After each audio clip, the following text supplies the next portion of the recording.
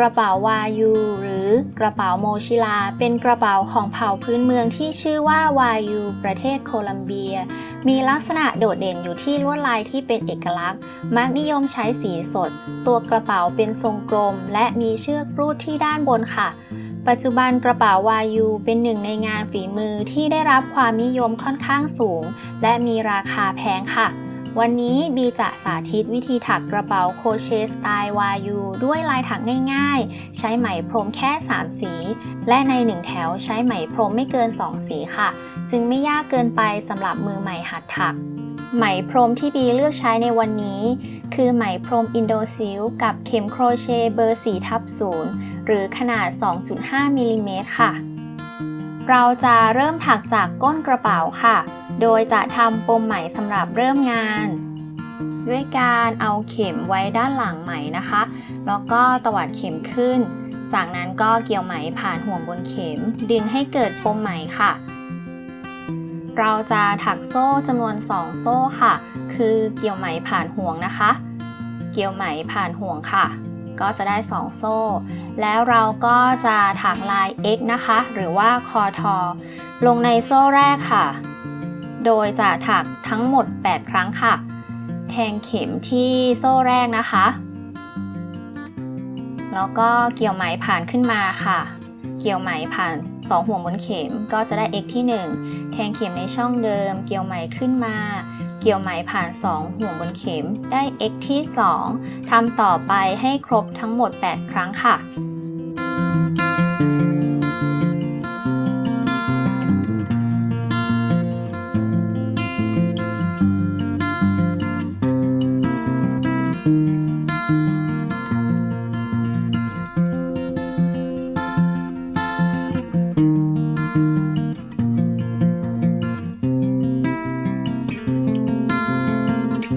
ตั้งแต่แถวที่2เป็นต้นไปเราจะใช้ไหมพรมสีเขียวและสีขาวค่ะโดยจะเริ่มถักทับปลายไหมสีเขียวจนถึงจุดที่จะเปลี่ยนไปใช้ไหมสีเขียวค่ะก็จะจับไหมสีเขียวไว้ด้านหลังงานแบบนี้ค่ะแล้วเราก็จะถัก X ที่ห่วงหลังค่ะเนื่องจากว่ากระเป๋าวายูจะนิยมถักใต้ห่วงหลังห่วงเดียวในทุกแถวค่ะตรงนี้จะเป็นห่วงหน้านะคะก็จะเป็นห่วงที่ใกล้เราส่วนห่วงหลังจะอยู่ที่ไกลจากตัวเราค่ะก็อย่าลืมถักทับปลายไหมสีเขียวนะคะเกี่ยวไหมขึ้นมาค่ะแล้วก็เกี่ยวไหมผ่าน2ห่วงบนเข็มชิ้นงานนี้มีถักแบบก้นหอยค่ะเพราะฉะนั้นเราควรจะมาร์กจุดเริ่มต้นของแต่ละแถวไว้ด้วยเพื่อให้รู้ว่าแต่ละแถวเริ่มต้นตรงไหนค่ะโดยบีจะใช้เข็มกลัดไหมพรมใส่เข้าไปที่หลักแรกหรือเราจะใช้เศษไหมอีกสีขั้นแทนก็ได้ค่ะแล้วเราก็จะถักอีก1 x ในช่องเดิมค่ะคือแทงเข็มลงแล้วก็เกี่ยวไหมสีขาวขึ้นมาแต่ว่าหลักต่อไปเราจะใช้ไหมสีเขียวเพราะฉะนั้นการเกี่ยวไหมครั้งสุดท้ายของหลักนี้เราจะเกี่ยวไหมสีเขียวเพื่อจบการถัก x ของหลักนี้ค่ะในหลักต่อไปเราก็จะถัก 2x ลงในหลักเดียวกันหรือเรียกว่าลาย V นะคะโดยจะถักด้วยไหมสีเขียวค่ะแทงเข็มลงนะคะที่ห่วงหลังอย่าลืมถักทับปลายไหมสีขาวนะคะเกี่ยวไหมขึ้นมาแล้วก็เกี่ยวไหมผ่าน2ห่วงบนเข็มอีก1 x ในหลักเดียวกันค่ะแต่ว่าหลักถัดไปเราจะใช้สีขาวเพราะฉะนั้นเราจะจบหลักนี้ด้วยการเกี่ยวไหมสีขาวแทนค่ะก็จะทำสลับแบบนี้นะคะไปตลอดทั้งแถวหลักต่อไปเราจะถักด้วยไหมสีขาวด้วยการถักลาย V หรือ X 2 ครั้งลงในหลักเดียวกันค่ะจบหลักนี้ด้วยการเกี่ยวไหมสีเขียวค่ะหลักต่อไป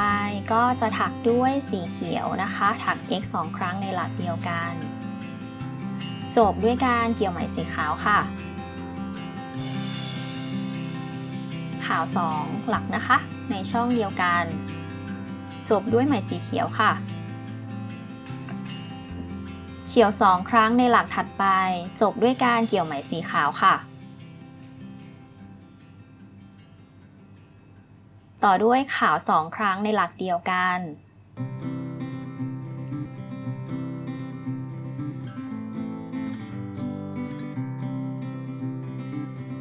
จบหลักนี้ด้วยเกี่ยวไหมสีเขียวค่ะหลักสุดท้ายก็จะเป็นถักสีเขียวนะคะ2 ครั้งในหลักเดียวกันจบด้วยการเกี่ยวไหมสีขาวค่ะก็เอาเข็มกลัดออกนะคะแถวที่3หลักแรกจะถัก 1x ค่ะอย่าลืมว่าถักที่ห่วงหลังนะคะก็ถัก 1x จากนั้นก็ใส่เข็มกลัดที่หลักแรกค่ะหลักถัดไปจะถัก 2x ลงในหลักเดียวกันหรือ v นะคะด้วยไหมสีขาวโดยเราจะจบด้วยการเกี่ยวไหมสีเขียวค่ะหลักต่อไปก็ 1x ด้วยไหมสีเขียวค่ะต่อด้วยลาย v หรือว่า 2x ในหลักเดียวกันด้วยไหมสีเขียวแต่ว่าเราจะจบด้วยการเกี่ยวไหมสีขาวค่ะเพราะว่าหลักต่อไปจะถักด้วยไหมสีขาวนะคะเราก็จะถักแบบนี้ทั้งแถวคือ 1x ในหลักเดียวกันแล้วก็ v ในหลักถัดไปสลับระหว่างสีเขียวและขาวค่ะ 1x ด้วยสีขาว 2x ในหลักเดียวกันด้วยไหมสีขาวเกี่ยวไหมครั้งสุดท้ายด้วยการเกี่ยวไหมสีเขียวค่ะเราก็จะถักแบบนี้ทั้งแถวคือ 1x ในหลักเดียวกันแล้วก็ v ในหลักถัดไปสลับระหว่างสีเขียวและขาวค่ะ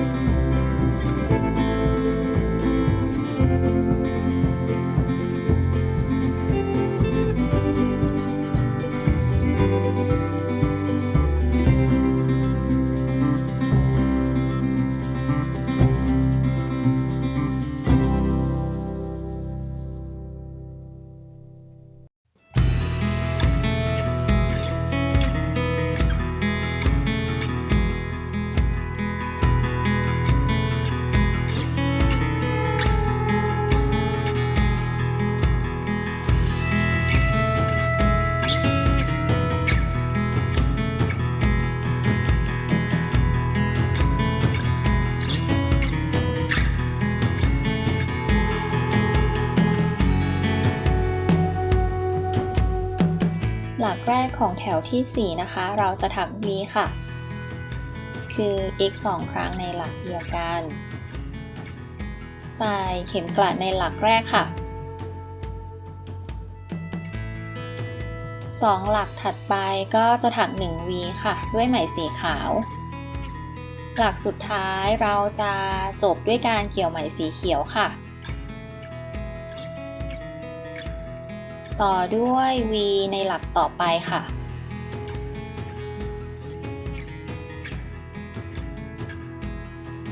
2 หลักถัดไปก็จะถัก 1x ค่ะหลักนี้ก็จะจบด้วยการเกี่ยวไหมสีขาวเราก็จะถักสลับแบบนี้ทั้งแถวนะคะระหว่างสีขาวและสีเขียวโดยถัก v และอีก2 หลักถัก 1x ค่ะจบหลักนี้ด้วยการเกี่ยวไหมสีเขียว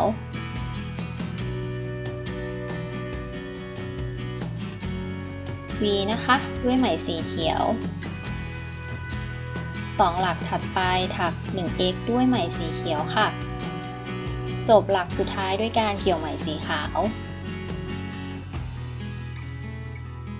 v ด้วยไหมสีขาว 1x ใน2 หลักถัดไปค่ะ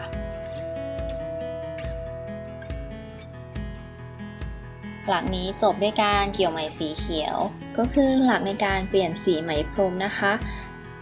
ที่เราถักหลักสุดท้ายของสีเดิมการเกี่ยวไหมครั้งสุดท้ายเราจะเกี่ยวไหมสีใหม่แล้วหลักต่อไปก็จะถักด้วยไหมสีใหม่ค่ะ ห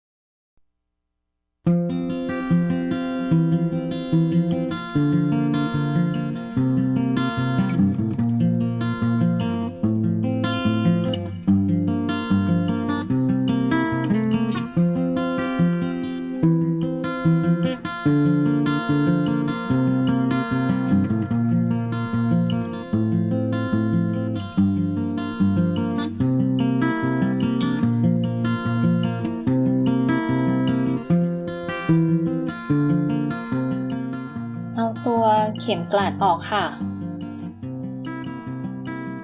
แถวที่5นะคะ3หลักแรกก็จะถักด้วย 1x ค่ะใส่เข็มกลัดในหลักแรกนะคะแล้วก็อีก2หลักก็ถัก 1x ค่ะหลักต่อไปจะถัก V นะคะด้วยไหมสีขาวการเกี่ยวไหมครั้งสุดท้ายตรงนี้ก็จะเกี่ยวสีเขียวค่ะ3หลักถัดไปก็จะถัก 1x ด้วยไหมสีเขียวหลักต่อไปจะถัก V ค่ะด้วยไหมสีเขียวเกี่ยวไหมครั้งสุดท้ายตรงนี้ด้วยไหมสีขาวค่ะเราจะทำซ้ำทั้งแถวระหว่างสีขาวและเขียวนะคะโดย3หลักแรกถัก x หลักต่อไปถัก v ค่ะ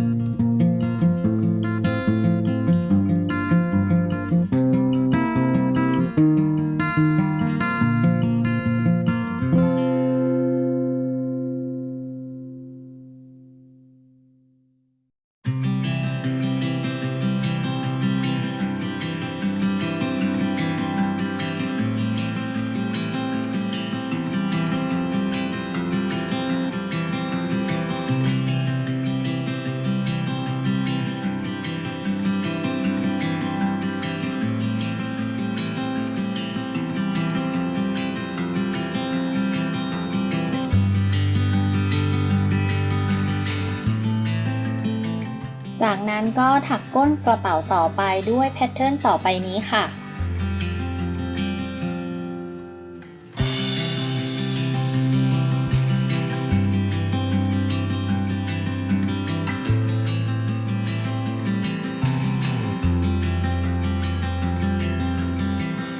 หลังจากถักก้นกระเป๋าจนถึงแถวที่16เสร็จแล้วนะคะก็จะเริ่มถักตัวกระเป๋าซึ่งเราจะถักคงที่ทุกหลักคือถัก 1x ลงในทุกหลักในทุกแถวรวมแล้วแถวละ 128x ค่ะ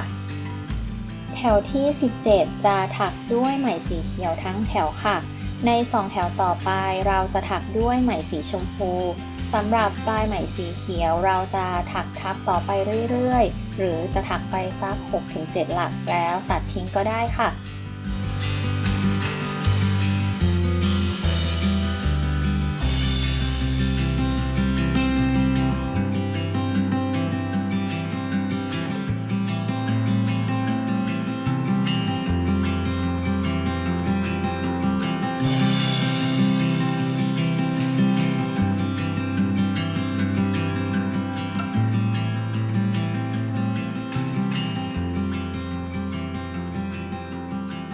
ช่วงปลายของแถวที่17เราจะเริ่มถักทับปลายไหมสีชมพูค่ะเนื่องจาก2แถวต่อไปเราจะใช้ไหมสีชมพู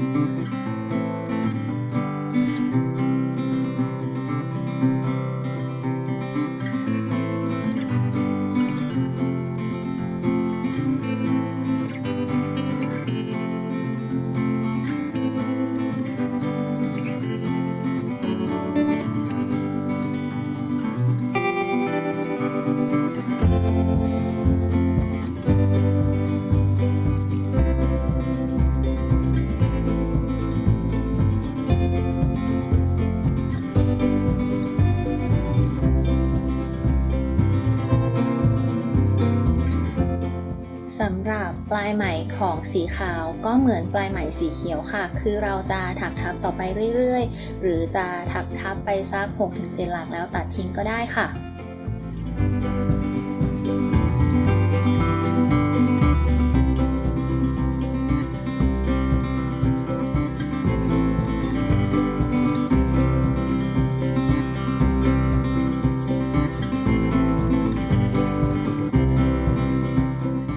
ช่วงปลายของแถวที่ 19 ในกรณีที่เราตัดไหมสีขาวไปแล้วเราก็จะเริ่มถักทับปลายไหมสีขาวค่ะเนื่องจากแถวที่ 20 เราจะถักด้วยสีขาวตลอดทั้งแถว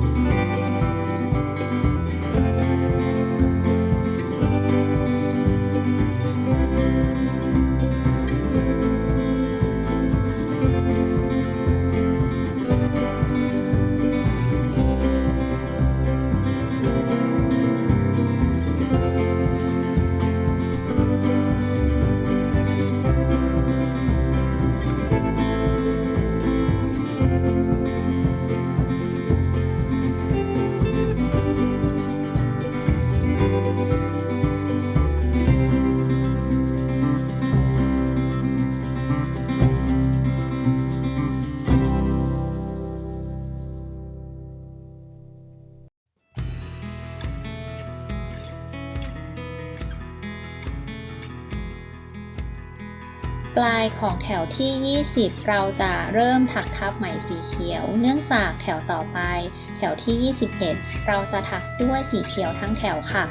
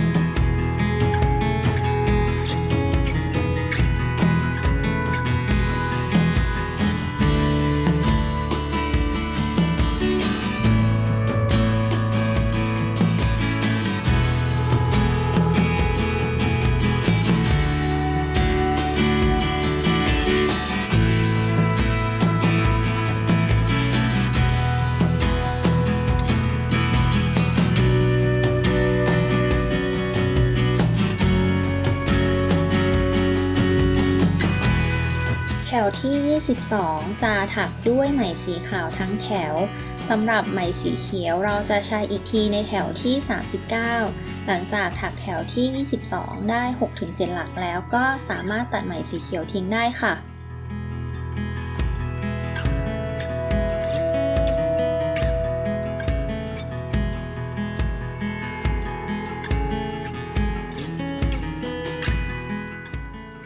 ช่วงปลายของแถวที่ 22 เริ่มถักทับปลายไหมสีชมพูเนื่องจากในแถวต่อไปเราจะใช้ไหมสีชมพูและสีขาวค่ะ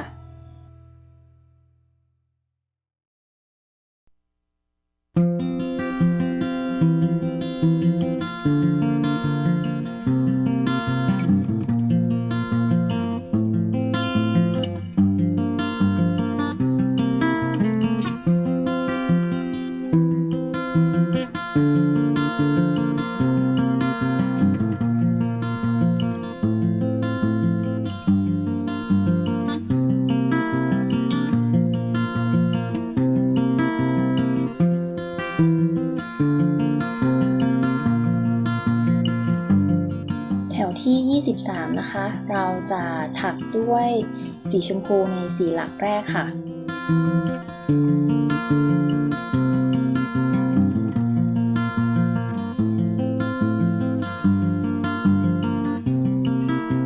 หลักนี้จบด้วยการเกี่ยวไหมสีขาวค่ะ8 หลักถัดไปก็จะถักด้วยสีขาวค่ะ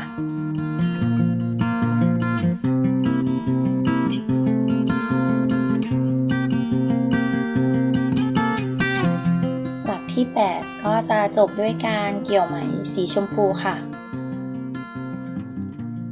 ก็จะทำสลับไปนะคะระหว่างชมพูและขาวอย่างละ8หลักค่ะ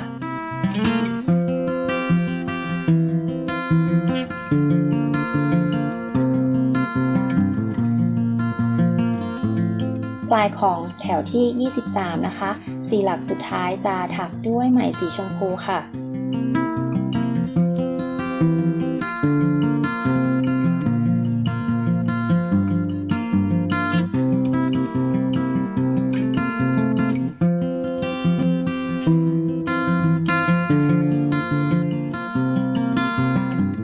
ต่อไปแถวที่24นะคะ5หลักแรกจะถักด้วยไหมสีชมพูค่ะโดยถักทับปลายไหมสีขาวนะคะ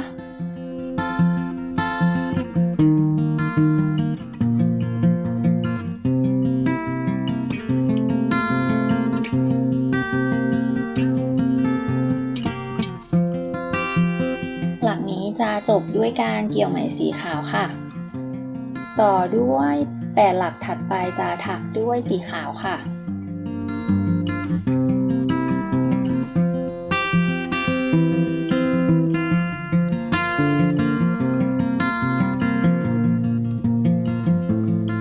หลักนี้จบด้วยการเกี่ยวไหมสีชมพูค่ะ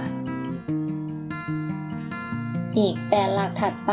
ก็จะถักด้วยไหมสีชมพูค่ะเราจะถักสลับกันระหว่างชมพูและขาวอย่างละ8หลักค่ะ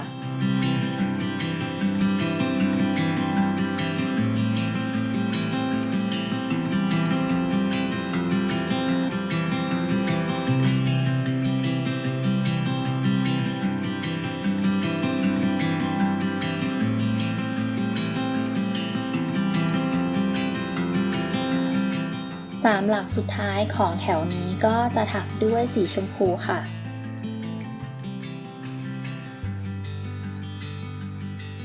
สำหรับแถวที่เหลือสามารถถักตามผังลายต่อไปนี้ได้เลยค่ะและหลังจากนั้นมาดูวิธีถักช่องสำหรับใส่เชือกกันค่ะหลักแรกของแต่ละแถวอยู่ที่ตำแหน่งนี้ค่ะส่วนหลักสุดท้ายของแต่ละแถวอยู่ที่ตำแหน่งนี้ค่ะ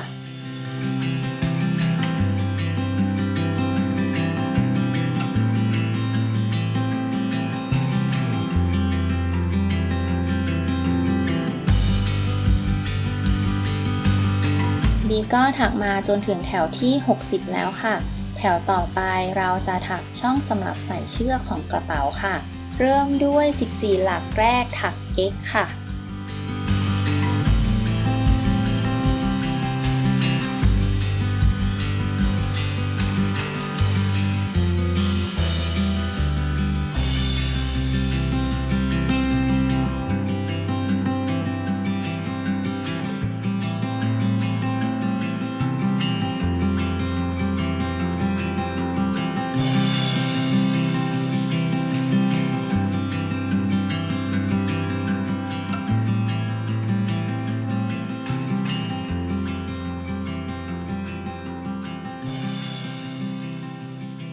หลังจากถักครบ 14x แล้วก็จะถัก 2x ลงบนไหมสีเขียวค่ะเพื่อเป็นช่องสำหรับใส่เชือก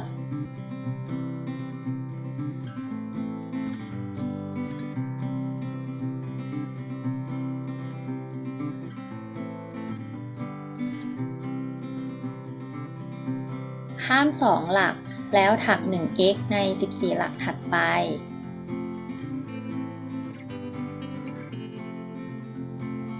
ก็จะได้ช่องสำหรับใส่เชือกค่ะทำซ้ำตลอดทั้งแถวคือถัก 14x แล้วก็ถัก 2x ลงบนไหมสีเขียวข้าม2หลักถัก 14x ค่ะรวมแล้วเราจะได้ทั้งหมด8ช่องค่ะ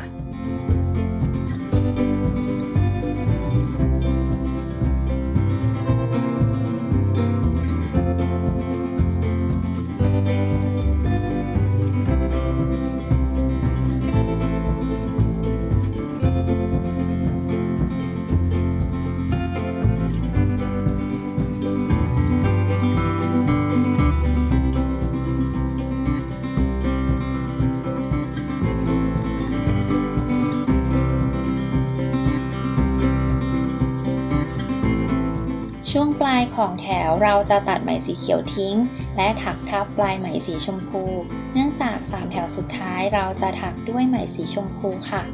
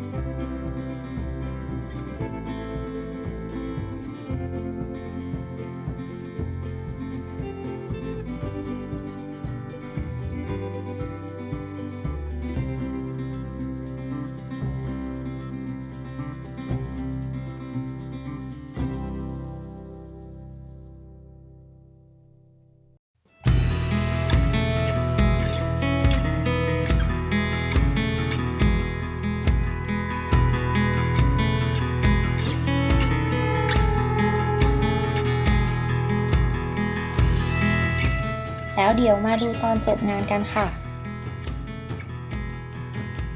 หลังจากถักแถวสุดท้ายเสร็จแล้วเราก็จะจบงานค่ะด้วยการถักเลื่อนห่วงในหลักแรก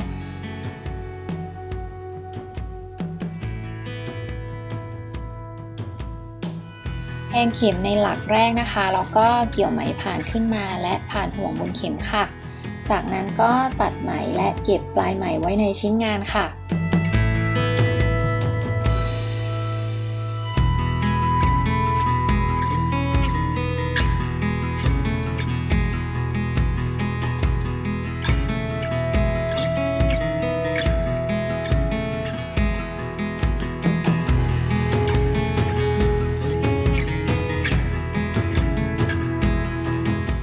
ตัวกระเป๋าของเราก็จะเสร็จแล้วนะคะ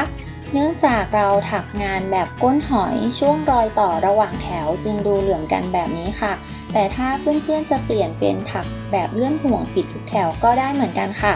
มาดูวิธีการถักเชือกกันค่ะเริ่มด้วยการทำปมไหมก่อนนะคะ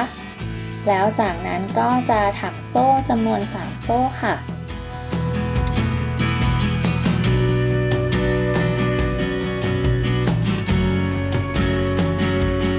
แล้วก็แทงเข็มในโซ่ที่2จากเข็มค่ะ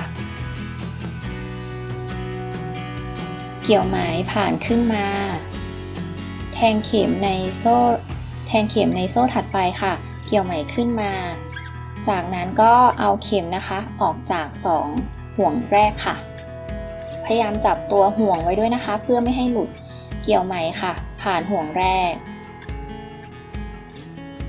แล้วก็แทงเข็มนะคะในห่วงถัดไปค่ะเกี่ยวไหมผ่านห่วงนั้นค่ะและแทงเข็มในห่วงที่เหลือนะคะเกี่ยวไหมผ่านห่วงนั้นขึ้นมาค่ะก็จะทำซ้ำทุกแถวนะคะด้วยการเอาเข็มออกจาก2ห่วงแรกค่ะจับตัวของห่วงทั้ง2ไว้ไม่ให้หลุดนะคะเกี่ยวไหมผ่านห่วงบนเข็มแทงเข็มในห่วงถัดไปค่ะ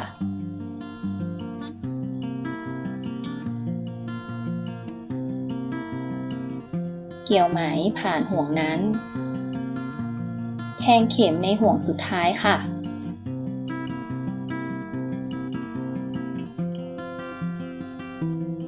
แล้วก็เกี่ยวไหมผ่านห่วงนั้นขึ้นมาก็ถักแบบนี้ต่อไปเรื่อยๆจนได้ความยาวของเชือกตามต้องการนะคะเอาเข็มออกมาเหลือ1ห่วงบนเข็มแล้วก็เกี่ยวไหมผ่านห่วงบนเข็มค่ะแทงเข็มในห่วงถัดไปเกี่ยวไหมผ่านห่วงนั้นแทงเข็มในห่วงสุดท้ายเกี่ยวไหมผ่านห่วงนั้นค่ะตัวของเชือกก็จะออกมาแบบนี้นะคะ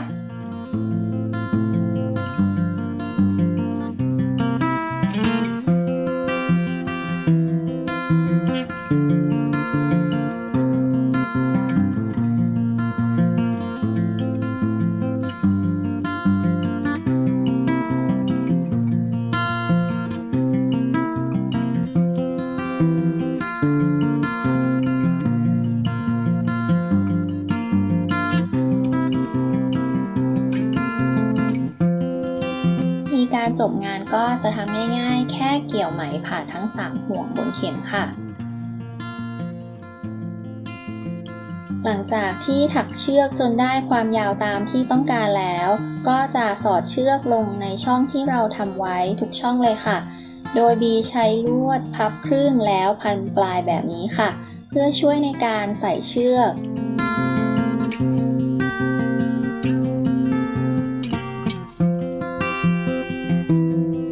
เริ่มใส่เชือกในช่องที่3ค่ะโดยบริเวณนี้เป็นช่วงของตะเข็บค่ะ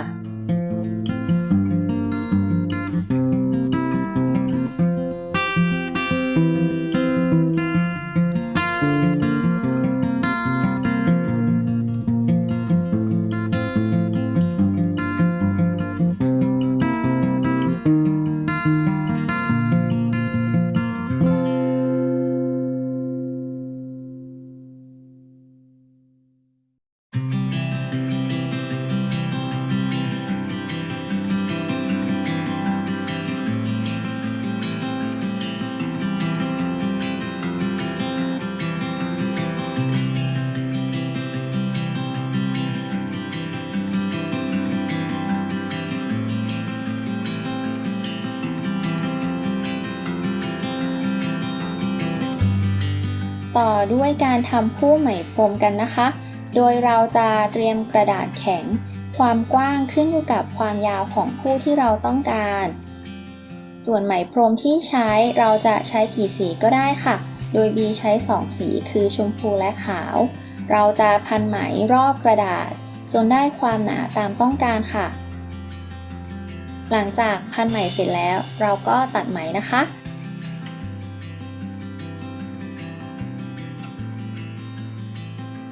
และตัดเศษไหม1เส้นสำหรับมัดผู้ค่ะ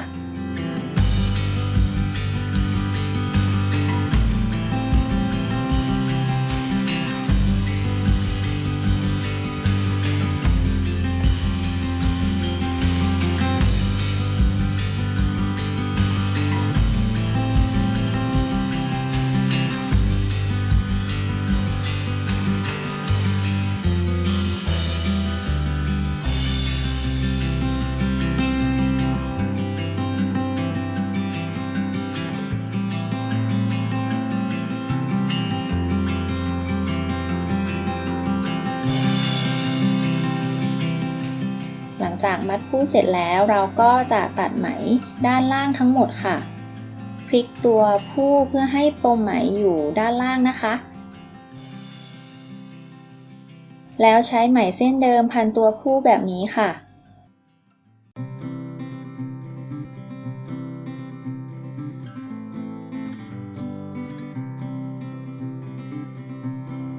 แทงเข็มขึ้นไปตรงกลางของผู้แล้วตัดปลายของผู้ให้ตรงเท่ากันค่ะก็จะได้ผู้สำหรับติดปลายของเชือกแล้วค่ะสำหรับสายกระเป๋าวายูถ้าตามต้นฉบับแล้วเขาจะใช้เข็มเฉพาะสำหรับทำตัวสายกระเป๋า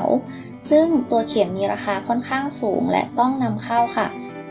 เริ่มด้วยตัดไหมพรมยาวประมาณ4เมตรใช้สีเดียวกันจำนวน2เส้นค่ะจากนั้นก็จะพันไหม2เส้นให้เป็นม้วนไหมพรมโดยจะทำทั้งหมด3สี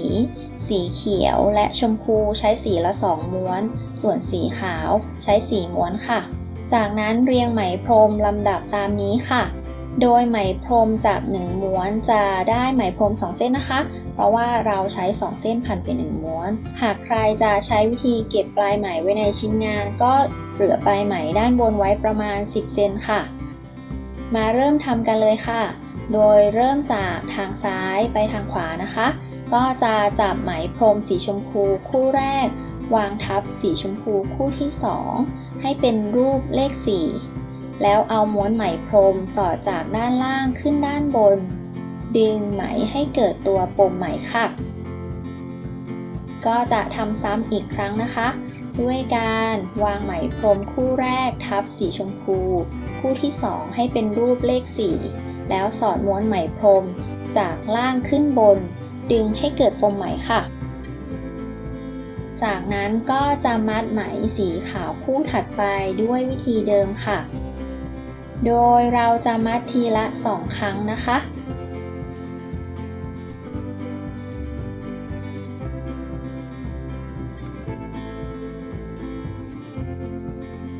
ทำซ้ำให้ครบทุกเส้นคู่เลยค่ะ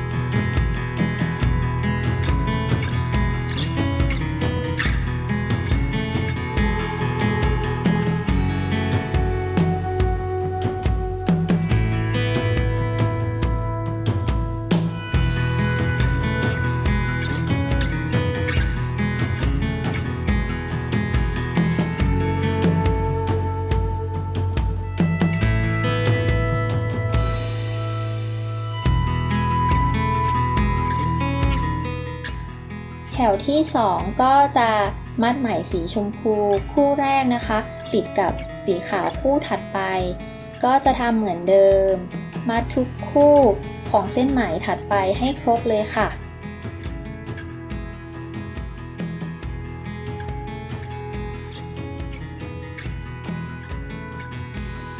มัดต่อไปเรื่อยๆจนได้ความยาวของสายกระเป๋าตามต้องการหรือจนหมดความยาวของไหมนะคะ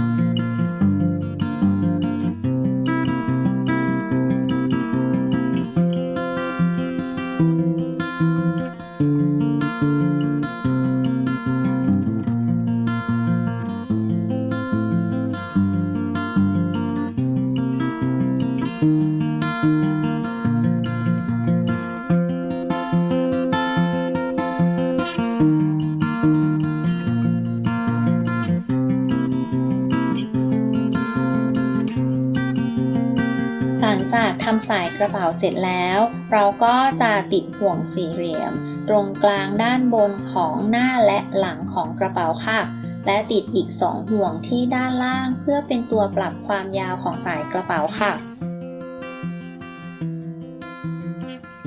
โดยเราจะ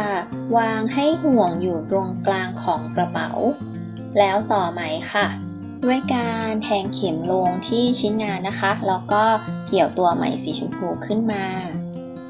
จับตัวของห่วงไว้บนชิ้นงานแบบนี้นะคะแล้วก็เกี่ยวไหมผ่านตัวห่วงขึ้นมานะคะและถัก x ในหลักเดิมนะคะก็แทงเข็มลงแล้วก็เกี่ยวไหมโดยเราจะถักทับตัวปลายไหมนะคะ เกี่ยวไหมขึ้นมาค่ะและเกี่ยวไหมผ่าน2ห่วงบนเข็มก็จะได้ x ตัวแรกค่ะจำนวนของ x ที่เราถักนะคะก็จะขึ้นอยู่กับขนาดของห่วงที่ใช้โดย b จะถัก x รวมทั้งหมด6ครั้งค่ะแทงเข็มในช่องถัดไปเกี่ยวไหมขึ้นมาและเกี่ยวไหมผ่าน2ห่วงบนเข็มค่ะ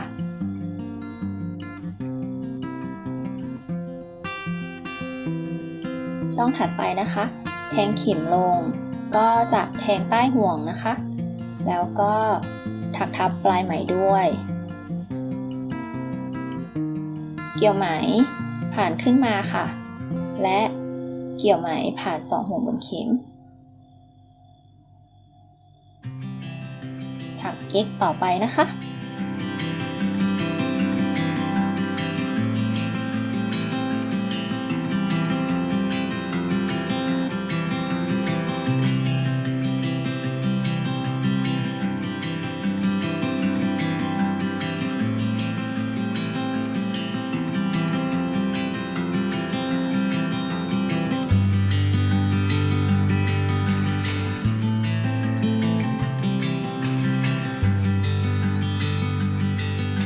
หลังจากที่ถักครบแล้วก็ตัดไหมค่ะ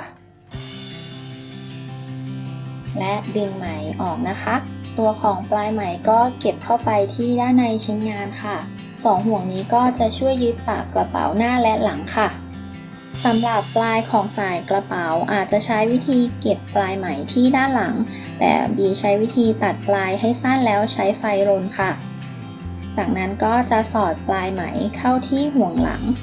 ไปห่วงหน้าแบบนี้ค่ะ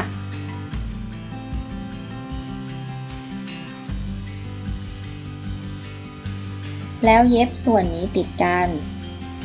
ส่วนด้านหลังเราก็จะใส่กระเป๋าแบบนี้